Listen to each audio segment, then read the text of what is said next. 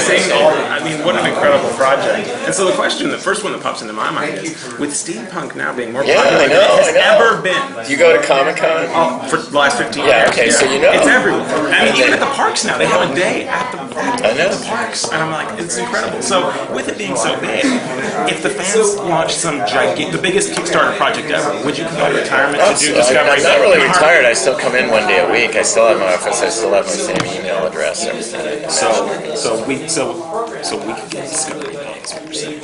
You know, they got Figment back because of guests like you that were just livid that he was gone. So, you know, the well up on that one was enough to at least put him back in the pavilion. My concern is that he's not really integrated into the story so that you fall in love with him. Right. Because, you know, you're not going to just sell a plush doll if it hasn't, like, captivated you. So it assumes your familiarity. Yeah, right. And what we see is parents dragging their kids in there saying, you're going to love this, I grew up with it. And then one little girl said to her daddy, Daddy, Figment's mean. You know, like, so I don't think we're making the same connection that we did at one time. It'd be a different situation if the original attraction still existed and this was yes.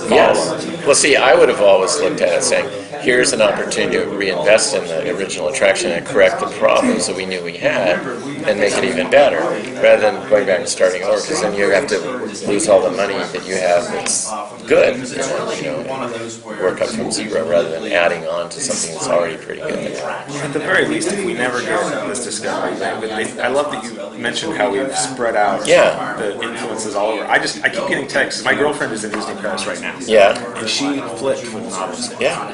I mean, that thing is amazing. Can you imagine having dinner on that? Like that Coke dinner? Oh my God! You know, I've seen pictures of it. I said, why don't you do that every night as a special thing and charge people $quadrillion? And have the menu from the movie. Yeah. Where he's like, oh, what do you think that is? Just kidding. Exactly. Yeah. Seafood. Yeah. Right.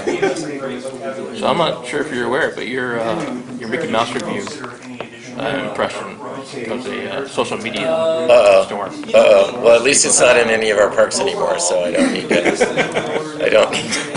worry about it. I mean, we had to keep people Dick. Are dying to see it. There's a lot of people. Yeah, we had to keep Dick at bay. You know, he really wanted something more, you know, technically, you know, brilliant there, and I think it was an example of it's one thing to do dignified presidents and kind of a little bit inebriated ghosts and pirates, you know, because you can kind of move with what audiometronics' limits are. But until we advance that art, and I'm pleased to say we are.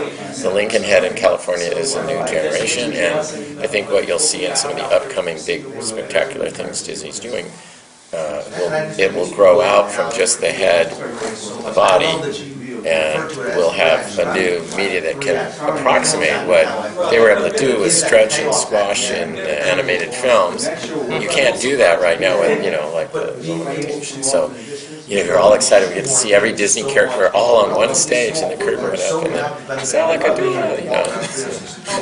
know. When I think about a lot of your attractions, I'm a huge fan of like the Indiana Jones cube. Yeah. You know, the amount of, you know, I don't want to say interactivity. No, it's just you're immersed in it. So by the time you get to it, you're already in the story rather than remembering the hassle of parking the strollers and getting organized and like getting your bags and like. But by the time you get down to the transport, you're like in this temple 100 years ago or 50 years ago or whatever, 75 years ago. We don't need to do math. Yeah, I know. It's getting terrible too. So it's further and further away. You know. So I was curious, and excuse me if I'm completely ignorant on all this, but I know Animal Kingdom is definitely more Joe Rohde's puppy. But there was that whole Beastly Kingdom thing. That would have been. I should have gotten some stuff from that because, yes, we had a fantasy creatures attraction element to us. So yeah. Would that be connected to, I mean, like a recycle from Discovery? Yes, it would have been not a recycle, but it was an expansion of an idea that we had for Discovery Bay. Yeah, we definitely think that the animals that lived in Discovery Bay had to be animals you'd never seen in life before, and that would give it its distinct edge from Frontierland or Adventureland or I saw like a unicorn. Yeah. I saw a lot of unicorns, I believe. Yeah, well, you saw a lot of pictures griffin. forward and reverse and zoomed in and whatnot to try and stretch out that to match the dialogue that we cut, because we didn't really have much. And Stephen had done A Journey into Imagination a couple of years ago, and it did really well with the audience. And he said, could we do that with Island at the Top of the World? And I said, well, I have the script and I have a few slides. And I have my storyboard sketches, some of them.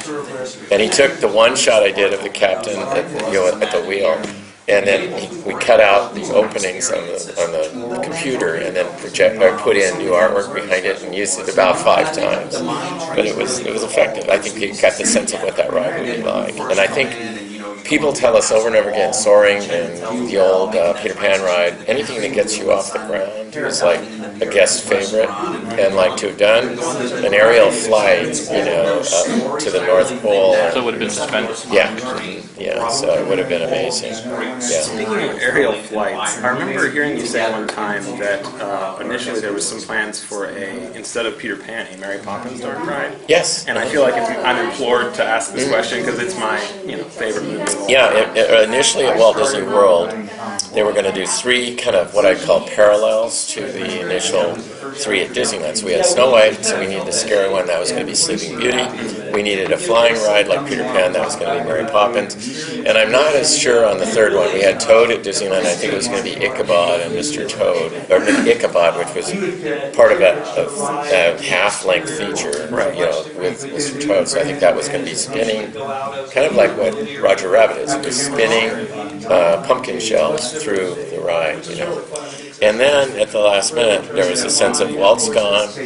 We may not be as sure as we think we are about what works and what doesn't work, so we should probably go back and make sure it has the DNA of Disneyland before we get into things like Epcot and all that. So it went back. And then the irony is all 3 of the dark rides are radically different than the same named ones in California.